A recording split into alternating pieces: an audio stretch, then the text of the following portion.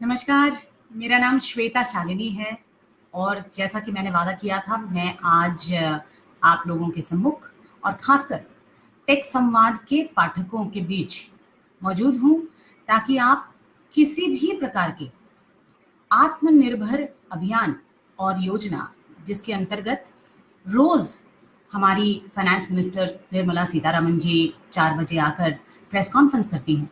अभी तक 3 किश्त आप तक पहुँचाए जा चुके हैं। आपको किसी भी प्रकार के प्रश्न हो, तो आप मुझसे पूछ सकते हैं। मैं कोशिश करूँगी कि जितनी आज तक योजना के बारे में चीज़ें उपलब्ध हैं, वो आप तक पहुँचा सकूँ। मेरी उम्मीद है कि आज मुझे आप लोगों से काफ़ी प्रश्न सुनने को मिलेंगे और उत्तर देने का मौका भी मिलेगा। सर्वप्रथम मैं टेक संवाद की जो टीम है और बहुत ही युवा टीम है, ये भी एक स्टार्टअप है, दोनों पावस जैन और आशुतोष जी को बहुत-बहुत धन्यवाद देना चाहती हूँ, क्योंकि उन्होंने केवल मात्र टेक संवाद के पाठकों के बारे में सोचते हुए ये सोचा कि क्यों ना प्रश्नों का उत्तर दिया जाए। और ये बहुत ही अच्छी चीज़ है, क्योंकि कहीं ना कहीं अभी भी गवर्नमेंट के रेजोल्यूशंस नहीं निकले हैं। इसका अर्थ है कि नोटिफिकेशंस अभी तक निकले नहीं हैं। योजना अभी तक आपको सुनाई जा रही है, बनाई गई है। बहुत सारी ऐसी चीज़ें हैं जिसमें अभी भी अधिनियम लाने पड़ेंगे, कुछ बिल पास करवाने पड़ेंगे, कुछ ऑर्डिनेंस लाने पड़ेंगे, और ये सारी चीज़ें आज भी कहीं ना कहीं लोगों से सरकार सुनना चाहती है। और यदि आपके सुझाव सरकार को अच्छे लगे, तो कहीं ना कहीं आपके सुझाव भी लिए जाएंगे। तो बात करते हैं कि आत्मनिर्भर अभियान और आत्मनिर्भर योजना है क्या। तो यदि आपने देखा होगा, तो कहीं ना कहीं मोदी जी ने आकर 8 बजे सब लोगों को बताया कि ये समय जो है, ये बहुत ज़रूरी समय है, क्योंकि एक महामारी कोरोना नाम से पूरे विश्व में फैली हुई है। और क्योंकि हम सब घरों में बंद हैं और आवश्यक वस्तुएं हम तक पहुंचाई जा रही हैं, लेकिन कहीं ना कहीं सबको जान माल, जॉब्स, इनका खतरा दिख रहा है। तो आगे आने वाला समय महामारी के कारण क्या कुछ खास अवसर लेके आता है, या यदि हम औद्योगिक किसी भी गतिविधि से जुड़े हैं या हम खुद उद्यमी हैं, तो क्या हमारे लिए कुछ खास योजनाएं सरकार लेके आएगी ताकि हम जीवित रह सकें, हमारे साथ जो लोग लघु उद्योगों में काम करते हैं वो जीवित रह सके। तो इसीलिए कहीं ना कहीं ये आत्मनिर्भर सोच और अभियान की शुरुआत की गई। तो अक्सर लोगों ने पूछा, और मैंने यदि आप देखेंगे, अभी केवल मात्र 11:04 हुए हैं। हम थोड़ा इंतजार करते हैं ताकि और लोग हमसे जुड़ सकें। मैं देख सकती हूँ कि पावस जी हमारे साथ जुड़ गए हैं और भी 5 लोग हमारे साथ जुड़े हैं। आशा करती हूँ मेरी आवाज सब तक सुनाई दे रही होगी। और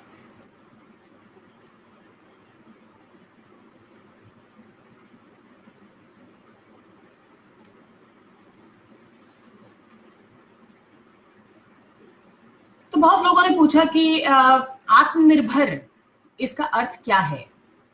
तो मैं अक्सर इस बात को कहती हूँ कि आत्मनिर्भर, कहीं ना कहीं सरकार ने ये बात कही है कि आत्मनिर्भर, जिसका अंग्रेजी में अर्थ सेल्फ रिलायंस है, सेल्फ रिलायंस है।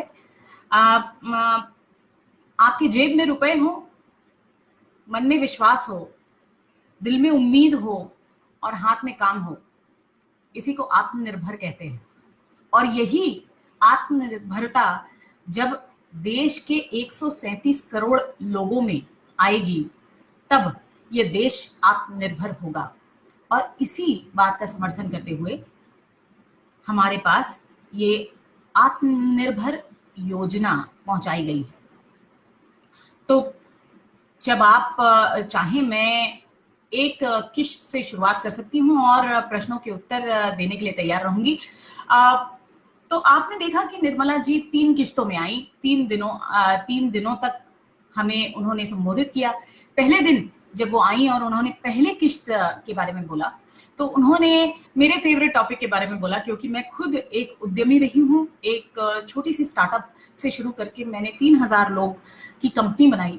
तो मेरे अंदर भी ये बहुत उत्सुकता थी कि किस तरीके से सूक्ष्म उद्योग और लघु उद्योगों के लिए सरकार या मध्यम उद्योगों के लिए भी सरकार सोचेगी, क्या करेगी, क्योंकि सबसे ज्यादा इस महामारी ने यदि किसी चीज को अफेक्ट किया है तो वो इन उद्योगों को किया है, जिसे हम एमएसएमई सेक्टर कहते हैं। तो सर्वप्रथम मेरे बहुत सारे मित्र हैं जो एमएसएमई सेक्टर में काम करते थे और करते हैं, और माइक्रो उद्योग जिसे सूक्ष्म उद्योग कहा जाता है, वो 10 लाख यदि आपने टर्नओवर किया है तो आप सूक्ष्म उद्योग कहलाते हैं। बहुत सारे मेरे ऐसे मित्र थे जो 10 लाख से ज्यादा काम नहीं करना चाहते थे, क्योंकि कहीं ना कहीं वो उस बेनिफिशियरी के टैग से बाहर नहीं निकलना चाहते थे। वो चाहते थे कि वो हमेशा ही माइक्रो या लघु उद्योग, स्मॉल एंटरप्राइज या मध्यम उद्योग की परिभाषा में सीमित रहे। तो सर्वप्रथम जो सरकार ने काम किया वो ये किया कि उन्होंने इस परिभाषा को बदल दिया। अब इस परिभाषा को बदलने के बाद आप देखेंगे कि सरकार आपको क्या कहना चाह रही है। सरकार आपको एक शब्द में ये कहना चाह रही है कि बड़ा सोचो, कहीं ना कहीं अपनी सोच जो है सीमित मत रखो, सीमाओं को, नियमों को बंधित मत रखो, आप बड़ा सोचो। और ये समय शायद भारत के लिए ऐसा समय है जब हमें बड़ा सोचना ही होगा, और कहीं ना कहीं किसके कंधे के ऊपर रहकर हम भारत को एक सुपर पावर, एक वैश्विक स्तर पर एक ऐसा देश बनाना चाहेंगे जिसको हर वो देश देखे, तो ये वो छोटे लघु उद्योग हैं। तो शुरुआत करते हैं कि सबसे पहले लघु उद्योगों एमएसएमई सेक्टर के लिए सरकार ने एक्चुअली दिया क्या। तो पहले किश्त में सरकार ने परिभाषा बदल दी और कहा कि अब आपको 10 करने की जरूरत नहीं है। यदि आप 5 करोड़ भी करें या आप 50 करोड़ भी करें या आप 100 करोड़ तक यदि आपका टर्नओवर है तो आप एमएसएमई की परिभाषा के अंदर आते हैं।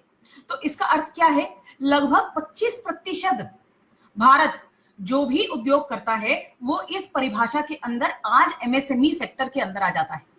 और सर्वप्रथम पहली बार सर्विसेज सेक्टर को इसके अंदर लाया गया है, जिसका अर्थ है कि यदि आप एक सर्विस कंपनी चलाते हैं तो भी आप केवल मात्र मैन्युफैक्चरिंग ही नहीं, सर्विसेज भी कहीं ना कहीं आज एमएसएमई कहलाएंगे। अब प्रश्न ये आता है कि आज इस पहले किश्त के तहत सरकार ने आपको दिया क्या। तो पहला किश्त में सरकार ने कहा कि हम 3 लाख करोड़ बिना किसी कोलैटरल के आपको हम लोन देने की तैयारी रख रहे हैं। 45 लाख उद्योग और लघु उद्योग, यदि आपके पास एक लघु उद्योग है तो बिना किसी कोलैटरल के, इसका अर्थ क्या है, पहले आप बैंक के पास जाते थे, आप कहते थे कि मेरा घर है, मेरी जमीन है, आप इसको गिरवी रखिए और उसके बाद मुझे इसके ऊपर लोन दीजिए। आज आपको किसी भी प्रकार की कोलैटरल की जरूरत नहीं है, आप केवल मात्र बैंकों पर जाइए और कहिए कि मैं रजिस्टर्ड लघु उद्योग हूं, मैं रजिस्टर्ड एमएसएमई हूं।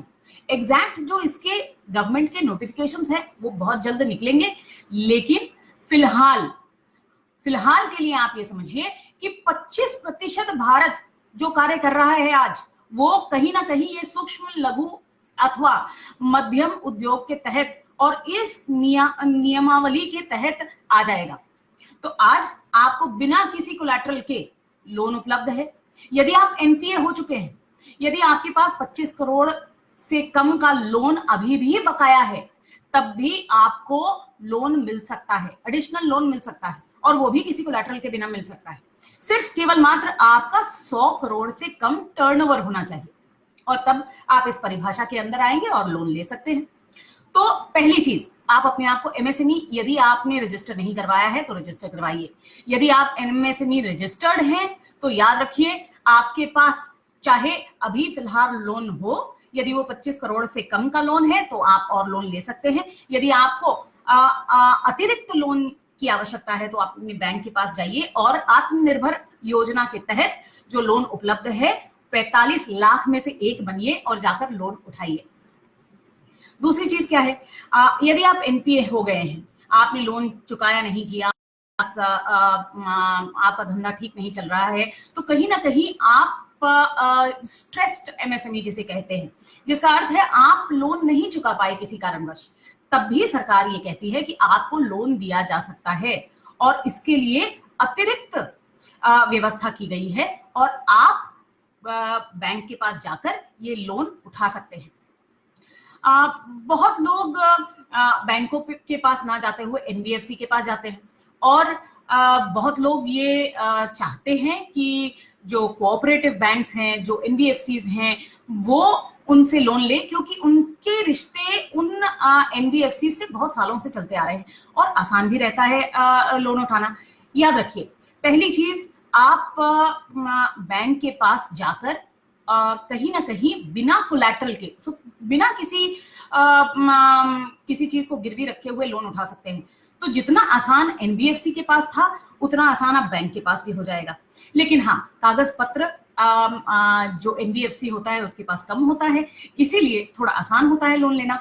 इसीलिए कहीं ना कहीं सरकार ने ये भी निश्चित किया है कि एनबीएफसी को भी फंड किया जाए और अब एनबीएफसी के पास भी ऐसा पैसा रहेगा ताकि वो आपको राहत पहुंचा सके, आपको लिक्विडिटी मार्केट में दे सके, आपको लोन दे सके। एक और चीज आपको समझना बहुत जरूरी है। जब देखो आरबीआई के गवर्नर आते हैं और कहते हैं कि भाई हमने रेपो रेट्स कम कर दिए। अब रेपो रेट्स कम कर दिए का अर्थ क्या है? आपका इंटरेस्ट कम हो जाता है। जब आप घर खरीदने जाते हैं, आप लोन लेते हैं, तो आपको कम इंटरेस्ट पर लोन मिलने लगता है। लेकिन अब आरबीआई ने खासकर रिवर्स रेपो रेट भी कम किया है, जिसका अर्थ है कि आरबीआई बैंकों से कह रही है कि अब पैसे आप हमारे पास मत रखिए, आप पैसे अपने पास रखिए और यदि आपको कमाना है तो आप इस पैसे को मार्केट में, बाजार में दीजिए, लेंड कीजिए। तो कहीं ना कहीं इन बैंकों को कमाने के लिए, देखिए बैंक भी एक उद्योग है और इसलिए उसको कमाने के लिए कहीं ना कहीं पैसे आप लोगों तक पहुंचाने ही पड़ेंगे।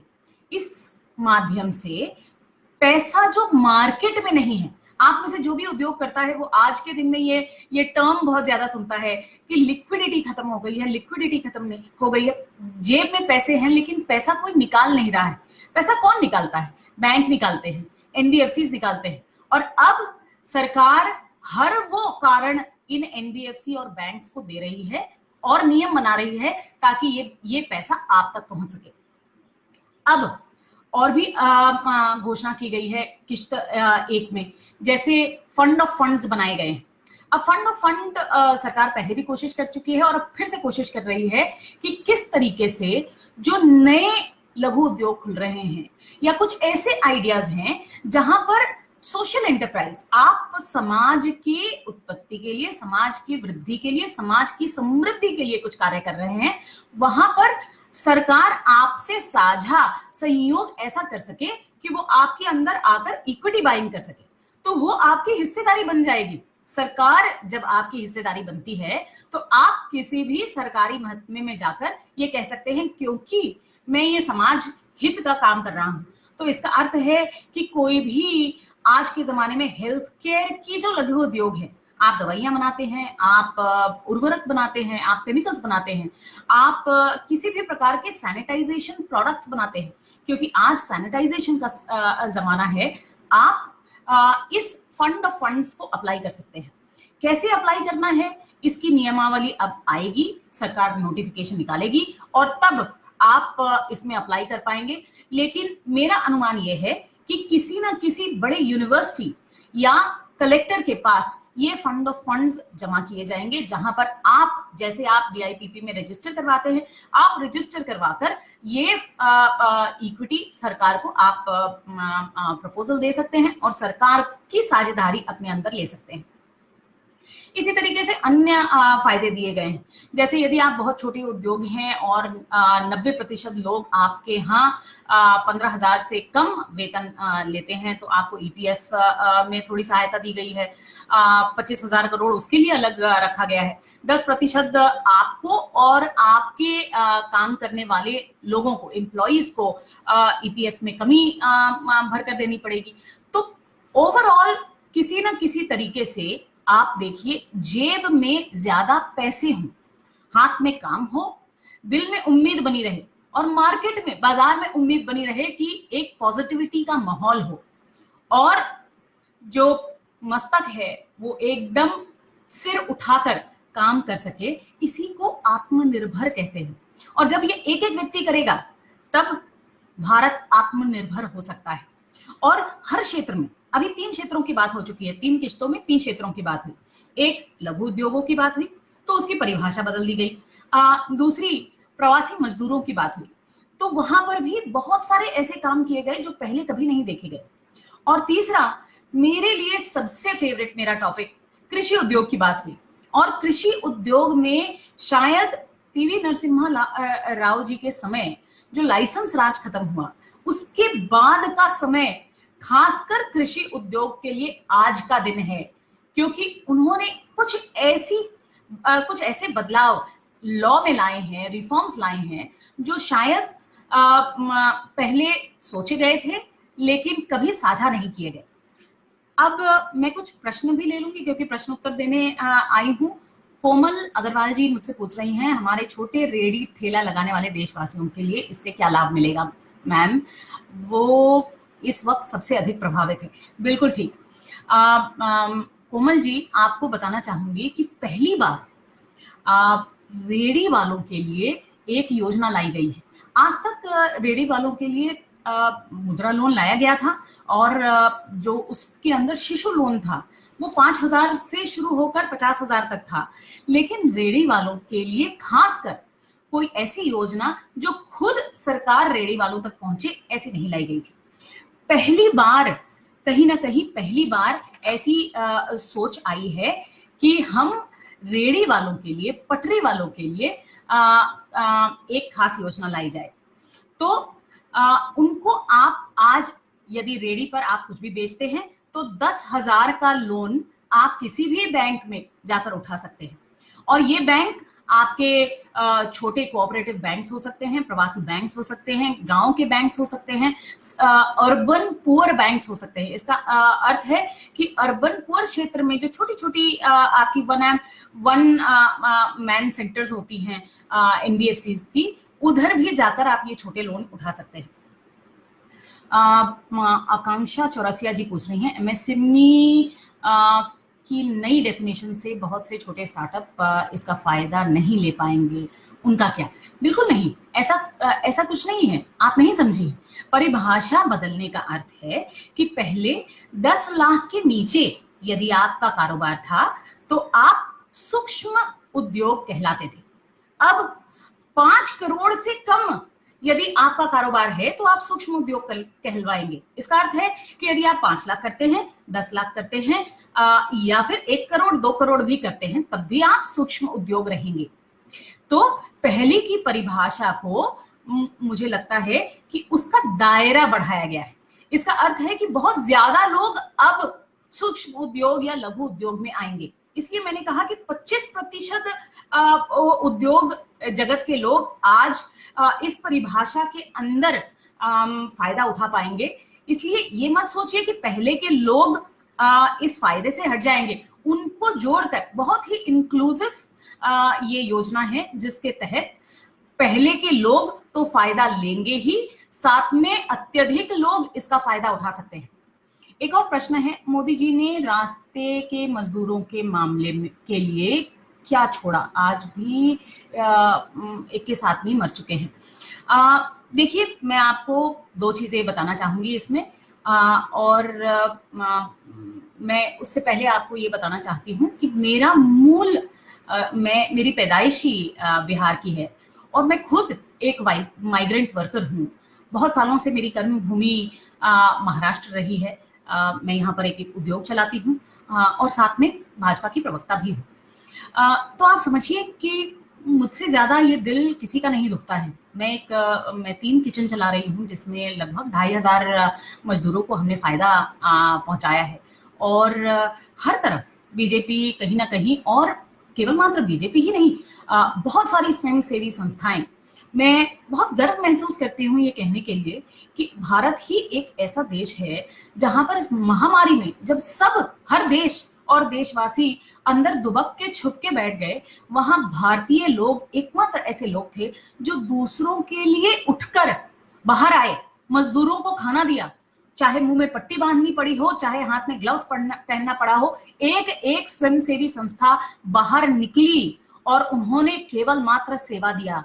ये सेवा हमारे दिल में है, ये असली भारतीय है। और इसीलिए कहीं ना कहीं ये वसुधैव कुटुंबकम की जो सोच है, ये हमें विश्वगुरु बनाएगी ही। अब आपके प्रश्न पे आते हैं। देखिए, मजदूरों के लिए कहीं ना कहीं सरकार ने बहुत कार्य किए। अब कैसे कार्य किए? जब स्टेट गवर्नमेंट को पैसे दिए गए और कहा गया कि आप इनके लिए शेड बनाइए, रहने का बंदोबस्त कीजिए, इनको खाना पहुंचाइए, तो ये भी केंद्र सरकार ने पैसे राज्य सरकार तक पहुंचाए। अब एक बहुत ही अच्छी योजना लेकर सरकार आई है, जिससे कि उन्होंने कहा है 1 नेशन 1 राशन कार्ड। इसका अर्थ है कि आपका राशन कार्ड कहीं भी किसी भी राज्य में चलेगा। अब आप इसके पीछे की सोच समझिए, क्यों ये मजदूर जो हैं ये वापस जाना चाहते हैं। मैं बहुत सारे मजदूरों से मिली और ये मजदूर वापस इसलिए जाना चाहते हैं क्योंकि इनकी सोच ऐसी है कि यदि आज हम कमा नहीं रहे तो हमारे लिए हमारे परिवार के पास रहना बहुत जरूरी है। अधिकतर अशिक्षित है तो इनके परिवार वाले और भी ज्यादा अशिक्षित हैं, तो कहीं ना कहीं उनकी परिवार जो वहां गांव में बैठी है, उनकी पत्नियां, उनकी माताएं बहुत ही ज्यादा घबराई हुई थी। वो कहती थी कि भाई आपको वहां रहकर कोई महामारी तो नहीं हो रही है, इसलिए आप घर आइए। दूसरी चीज आपको ये समझना जरूरी है कि क्योंकि मैं आज कमा नहीं रहा हूं तो मेरे लिए रेंट देना, घर में रहना और उस खोली में जहां पर 20-30 लोग एक साथ रह रहे हैं, एक टॉयलेट यूज कर रहे हैं, वो बहुत ही मुश्किल हो जाता है। इसलिए ये सोच मजदूरों के मन में थी कि हमें घर वापस जाना है जब तक कि हमारे हाथों में काम ना हो। तो इसलिए सरकार ने, और एक और चीज आपको समझना बहुत जरूरी है, हर मजदूर का जो राशन कार्ड है वो घर पर है। तो इसलिए यदि सरकार मुझे राशन कार्ड देती है, और राशन, क्योंकि ये राज्यों का मामला है। अब मैं महाराष्ट्र में हूँ, महाराष्ट्र के बारे में आपको बता सकती हूँ कि महाराष्ट्र ने बिना राशन कार्ड के आपको राशन देना मना कर दिया।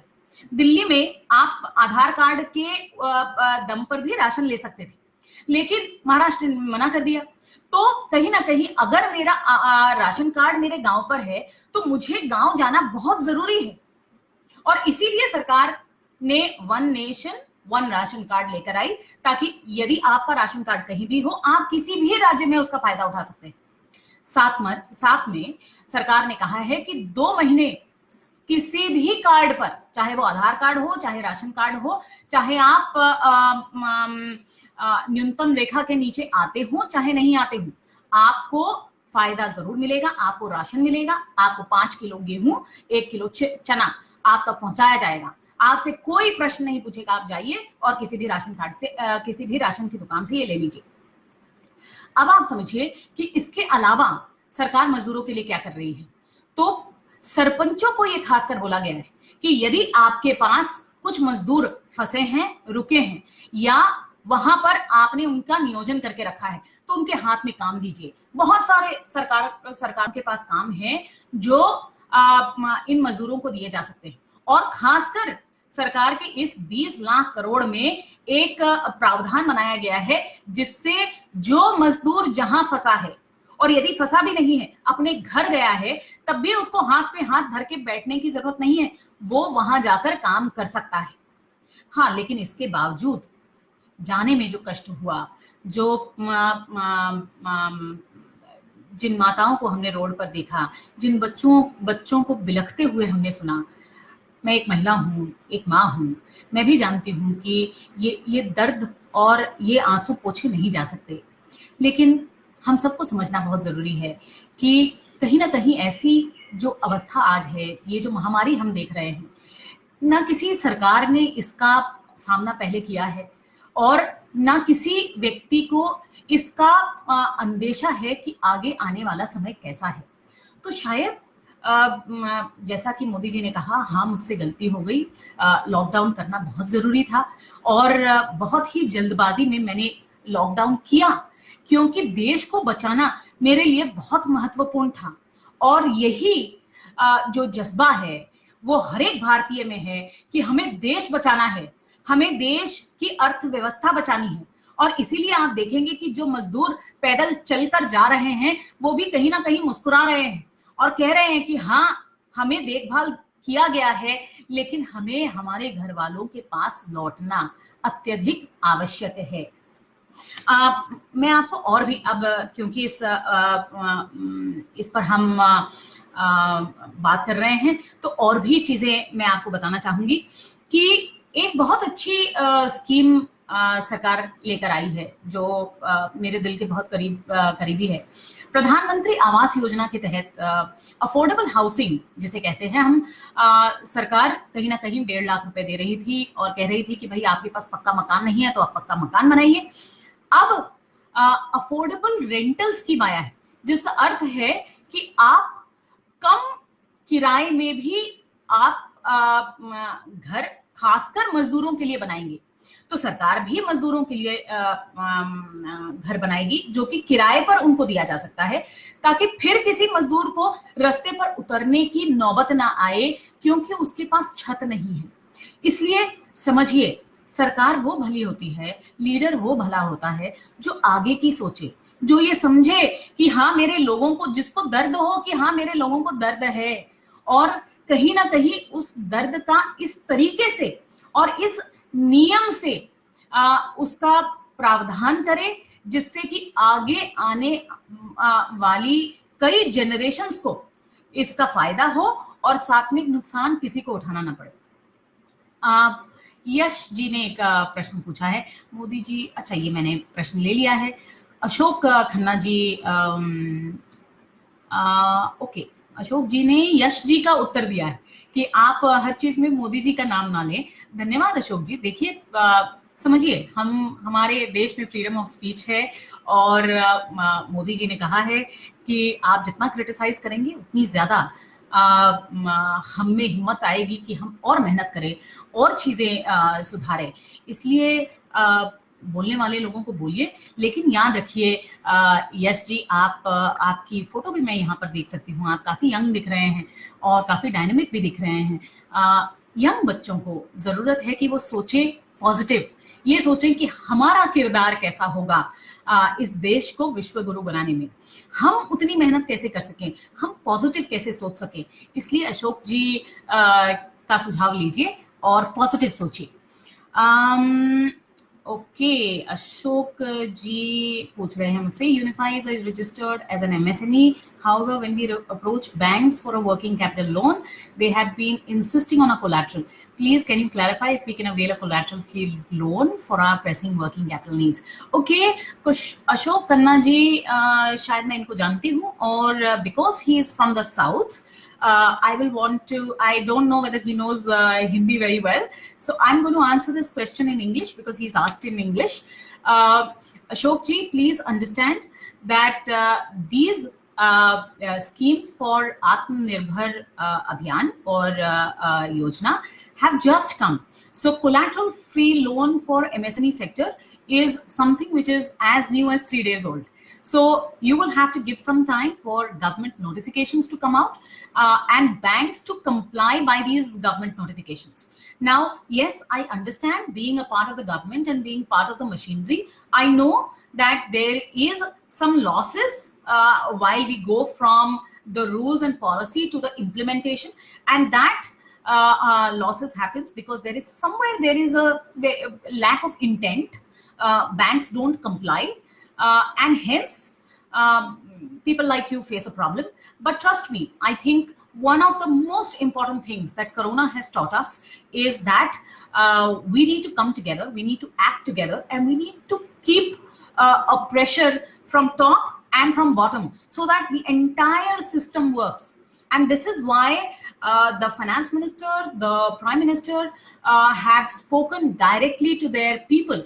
And thanks to social media, thanks to a lot of these platforms, now you are empowered with this knowledge. You can go back and take this government notification to the bank and say that you need to give me a collateral free loan, and if not, I'm always there, and so many people like me are there to ensure that we can assist you in all of this.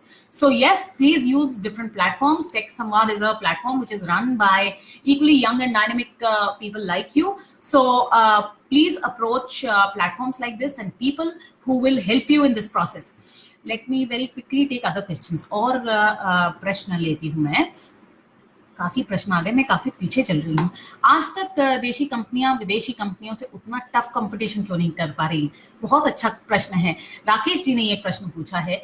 देखिए, आप समझिए कि विदेशी कंपनियों, अब सरकार ने एक प्रावधान निकाला है कि जो सरकारी टेंडर होंगे उसमें 2000 करोड़ तक का जो टेंडर है वो make in India company he apply कर सकेंगी.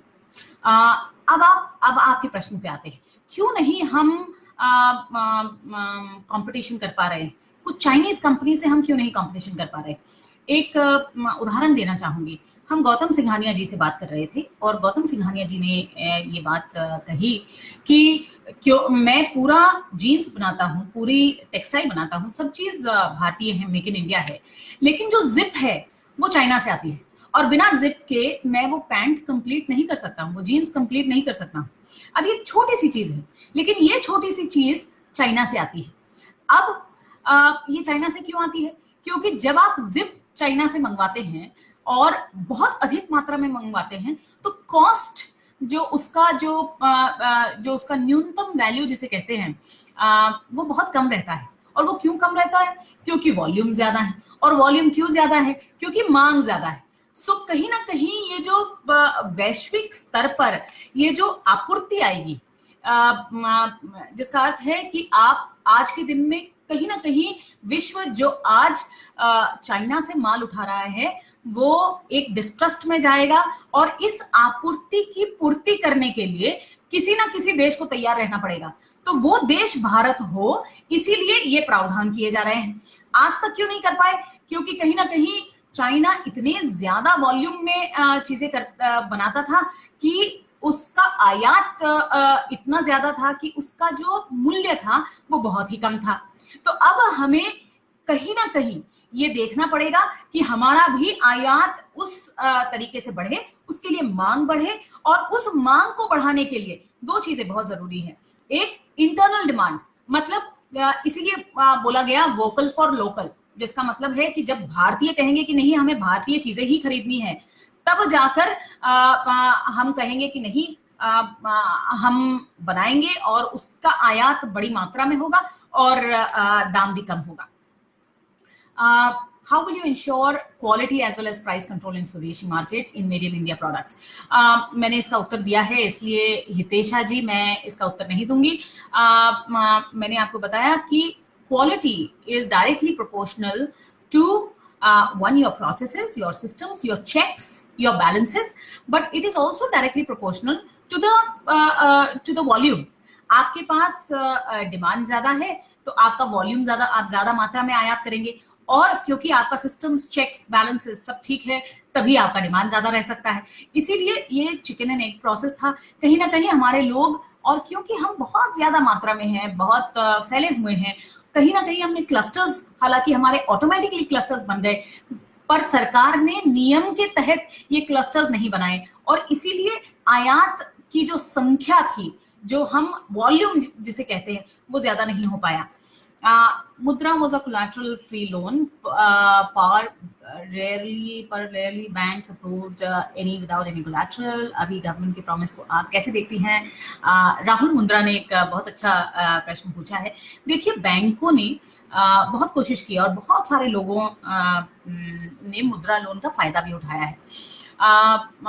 लगभग 80 लाख लोग ऐसे हैं जिनको मैं जानती हूं और जिनके लिस्ट मैंने देखे हैं जिन्होंने मुद्रा लोन का फायदा उठाया. लेकिन आप सही कह रहे हैं, बहुत सारे बैंकों ने जो पहले से मेरे क्लाइंट्स थे, जिनके लोन्स चल रहे थे, उनको मुद्रा में कन्वर्ट किया। तो मैं ये बात मानती हूँ कि कहीं न कहीं बैंकों ने सरकार के नियम के तहत काम नहीं किया। क्योंकि जिस तरीके से मुद्रा लोन बनाया गया था, वो thought process he fund the unfunded था। जिसको किसी ने फंड नहीं किया, उसको फंड देने के लिए मुद्रा लोन था। लेकिन कुछ राज्यों में, जैसे गुजरात राज्य को आप लीजिए, वहां पर मुद्रा लोन हर व्यक्ति तक पहुंचाया गया। और क्यों पहुंचाया गया? क्योंकि वहां का जो उद्योगी था, वहां का जो लघु उद्योग में भी जो रुचि रखता है, जो करता है, वो व्यक्ति बैंक पर जाकर गवर्नमेंट के रेजोल्यूशन ले जाकर ये देखता है कि कहीं ना कहीं सरकार ऊपर से नीचे तक ये बात जानती है, पहचानती है और समझती है कि यदि वो मुद्रा लोन नहीं देगी इस उद्योगी को, तो उस पर कार्रवाई हो सकती है। तो इसीलिए आप समझिए, ऐसे प्लेटफॉर्म्स पर आकर नियमों को समझिए, गवर्नमेंट के रेजोल्यूशंस, नोटिफिकेशंस को पढ़ना शुरू कीजिए। आप एक अच्छा सीए अपॉइंट कीजिए जो इस बात को समझे कि किस प्रकार रूल्स और रेगुलेशन के तहत आपके उद्योग के साथ मिलकर अच्छा प्रपोजल बनाया जाना चाहिए। देखिए, बैंक चाहती है कि मेरे एनपीएस कम हो, और इसीलिए एनपीएस को कम करने के लिए अच्छे प्रपोजल्स को पहले भी फंड किया जा रहा था और अभी भी फंड किया जाना चाहिए। जब कभी बाढ़ आती है, शांतिलाल बंसाली जी ने एक प्रश्न पूछा है, जब कभी बाढ़ आती है तो तुरंत उपाय करना होता है और सरकार कहती है कि हम यहाँ बांध बनवाएंगे, इसके लिए योजना बनाएंगे, ये समाधान नहीं हो सकता। बिल्कुल सही बोला आपने। लेकिन ऐसा है शांतिलाल जी, आप ये बात समझिए कि बाढ़ एक बार नहीं आती है, बाढ़ बार बार आ सकती है। इसलिए कई बार जब बाढ़ आती है तो ये सोच रहती है कि अगली बार जब बाढ़ आए तो इसका बचाव कैसे करना चाहिए। एक बार जब प्रॉब्लम आ गई, एक बार जब महामारी आ गई, तब तो आप जो भी करेंगे वो रिएक्टिव अप्रोच है। इसीलिए ये सरकार दो चीजें चाहती है, एक रिएक्टिव अप्रोच, एक प्रोएक्टिव अप्रोच। इसका अर्थ है कि हाँ, हम बहुत जल्द जो उपाय करने हैं, जैसे कि इसलिए मैंने आपको कहा कि आत्मनिर्भरता, मैं इसको परिभाषित ही ऐसे करती हूं कि जेब में रुपए हो और हाथ में काम हो।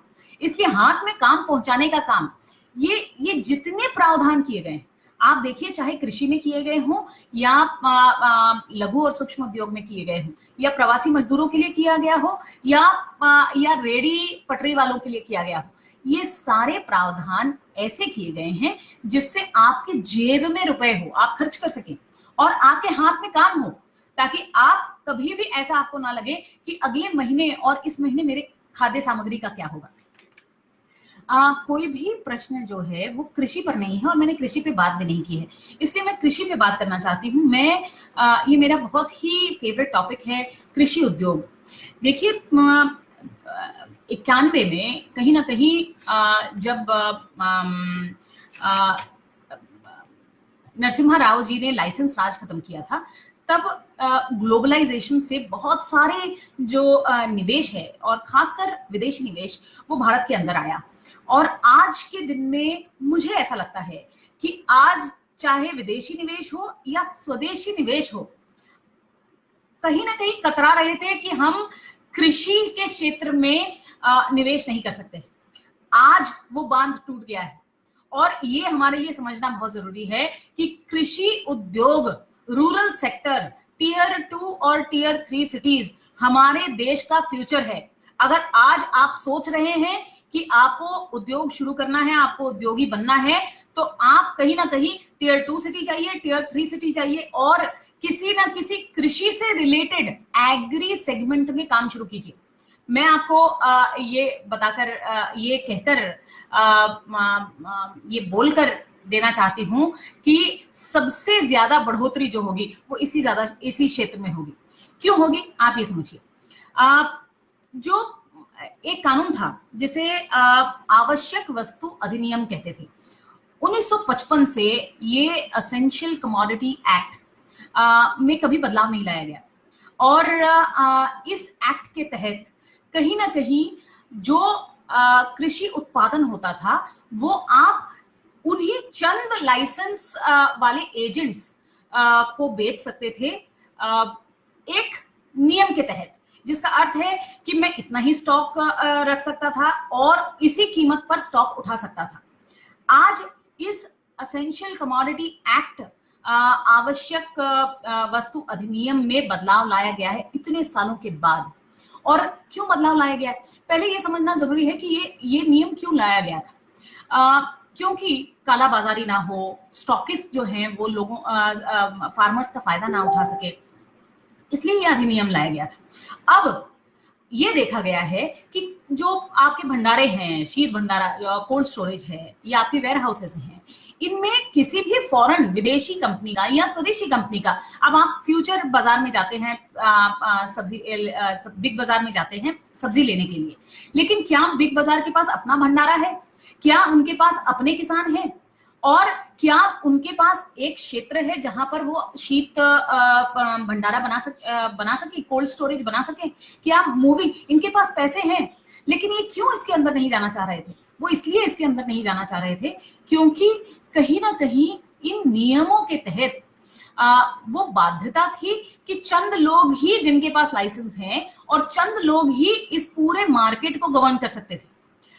इसके ऊपर से एपीएमसी एक्ट था, तो एग्रीकल्चर प्रोड्यूस मार्केट एक्ट के तहत ये एक स्टेट एक्ट है और बहुत सारे स्टेट इसमें बदलाव लाएंगे और कहीं ना कहीं आप देखेंगे कि बाजार को ओपन किया गया है। इसका अर्थ है कि यदि मेरे पास कृषि उत्पादन है तो मैं किसी भी मार्केट में जाकर इसको बेच सकता हूं। मैं यदि हल्दी महाराष्ट्र में बनाता हूं या हल्दी मैं आंध्र प्रदेश में बनाता हूं, लेकिन यदि मैं इंदौर में बेचना चाहूं, मध्य प्रदेश में बेचना चाहूं, तो इंटर राज्य उद्योग भी हो सकता है। और ई ट्रेडिंग के तहत अब सब ऑनलाइन है और किसानों के बच्चे आज पढ़ लिख रहे हैं, वो कंप्यूटर जानते हैं, कंप्यूटर savvy हैं, स्मार्टफोन्स हैं। तो यदि मेरे पास ये मंडी में देखने को मिल जाए कि मुझे यहाँ से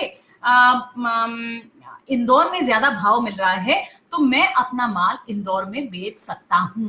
ये नियम पहले नहीं था और आज क्योंकि ये नियम लाया जा रहा है, ऑफ कोर्स ऑर्डिनेंस पास किया जाएगा, इसमें ये बिल है तो इसलिए इसमें एक ऑर्डिनेंस पास करवाना पड़ेगा सरकार को। लेकिन इस बदलाव के बाद आप ये सोचिए कि ये जितनी बड़ी कंपनियां हैं, कॉर्पोरेट कंपनीज हैं, ये जाकर आपके भंडारों में निवेश करेगी, ये आपके किसानों में निवेश करेगी और किसान मुंह मांगा दाम ले सकता है। हाँ, अभी भी स्टॉकिंग, कालाबाजारी को रोकने के लिए स्टॉकिंग के नियम बनाएगी सरकार और ऐसी सोच रही है कि पिछले साल का एवरेज रेट लेकर या 5 सालों का एवरेज रेट लेकर उसका एक अपर लिमिट बनाया जाए, स्टॉकिंग का लिमिट देखा जाए। तो ये सब नियम अभी आने बाकी हैं, ऑर्डिनेंस और नोटिफिकेशंस में ये डिटेल्स आएंगी। लेकिन ये सोचिए कि क्योंकि इस कृषि क्षेत्र को खोला गया है, आज निवेश इसमें बढ़ेगा। कहीं ना कहीं सरकार कह रही है कि आप उतरिए, जितने एग्रीगेटर्स हैं, जितने स्टार्टअप्स हैं, जितनी ये ई कंपनियां हैं जो आज आपके घर तक एसेंशियल सर्विसेज पहुंचा रही हैं, साग सब्जी फूल पत्ते पहुंचा रही हैं, इन लोगों को कहा गया है कि आप पीछे जाइए, आप अपने भंडारे बनाइए, आप वेयर हाउसेस बनाइए। ऑपरेशन ग्रीन खाद्य प्रसंस्करण मंत्रालय के अंदर एक ऑपरेशन है।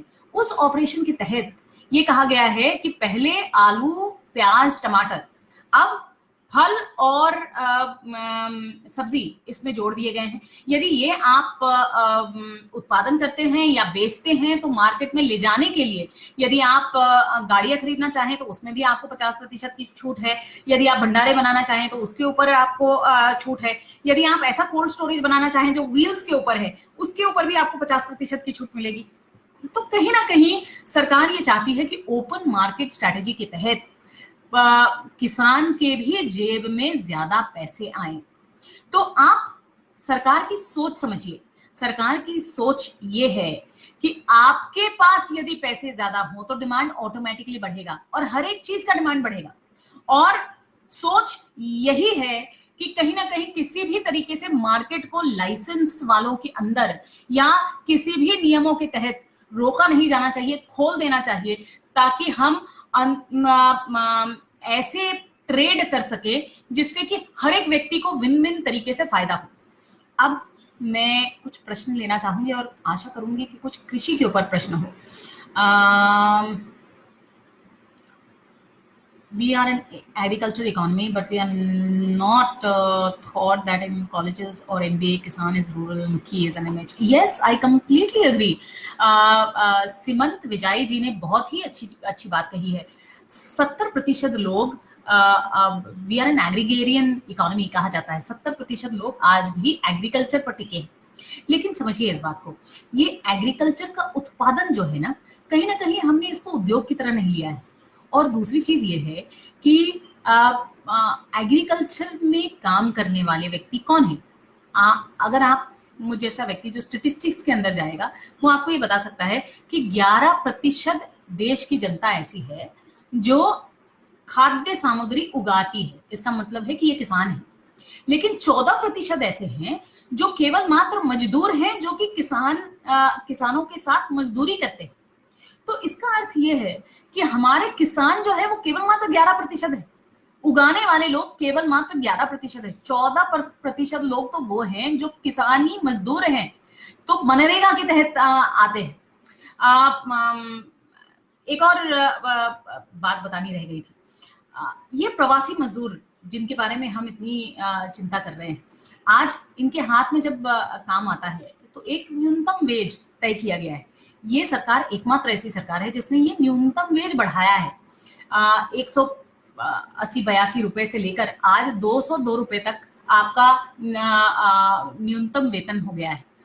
दूसरी चीज ये है कि कहीं ना कहीं ये जो लीगल फ्रेमवर्क है जिसके तहत अगर आप एक बड़ी कंपनी में काम करते हैं या छोटी भी कंपनी में काम करते हैं तो आपको मेडिकल फैसिलिटीज मिलती है, ECS मिलता है, कुछ और मिलता है।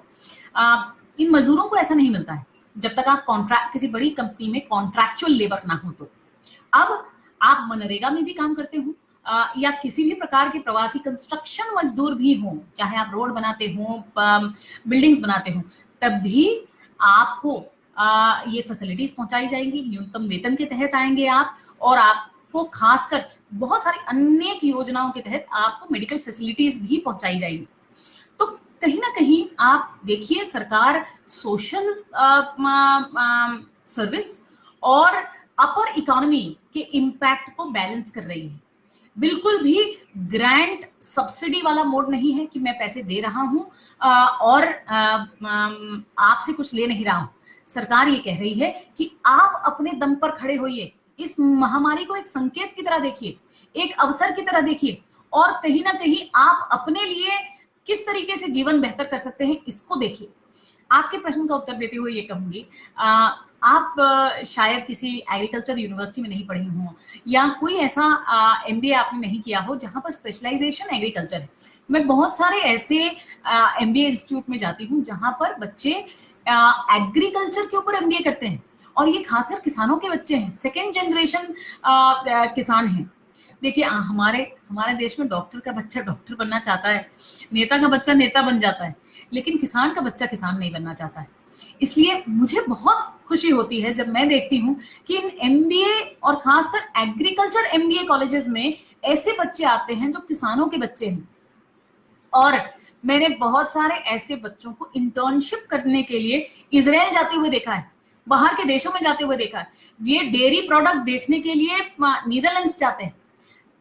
तो ये सोच हमें हर एक किसान के अंदर डालनी है कि आप एक उद्योग कर रहे हैं, वो उद्योग भी हमारे देश के लिए उतना ही आवश्यक है जितना लघु उद्योग है, और उतना ही आवश्यक है जितना मजदूर है, और उतना ही आवश्यक है जितना इस देश का प्रधान सेवक है। और यही सोच हमें विश्व गुरु बना सकता है। और याद रखिए, ये सोच आपकी, हमारी, हम सबकी जब तक नहीं होगी तब तक हम आगे नहीं बढ़ पाएंगे। मेरा समय खत्म होता जा रहा है। मैं केवल मात्र एक लास्ट प्रश्न लेना चाहूंगी, यदि हो, अथवा मैं बंद करना चाहूंगी। मैंने काफी प्रश्न ले लिए हैं। कोई डिफिकल्ट क्वेश्चन है क्या मेरे लिए, वो देख रही हूँ। यदि मेरे पास कोई डिफिकल्ट क्वेश्चन हो, किसी ने एग्रीकल्चर से रिलेटेड कोई प्रश्न पूछा नहीं। मुझे लगता है कि आप में से कोई एग्री से रिलेटेड नहीं है, आप सब एसएमईज और एमएसएमईज वाले थे।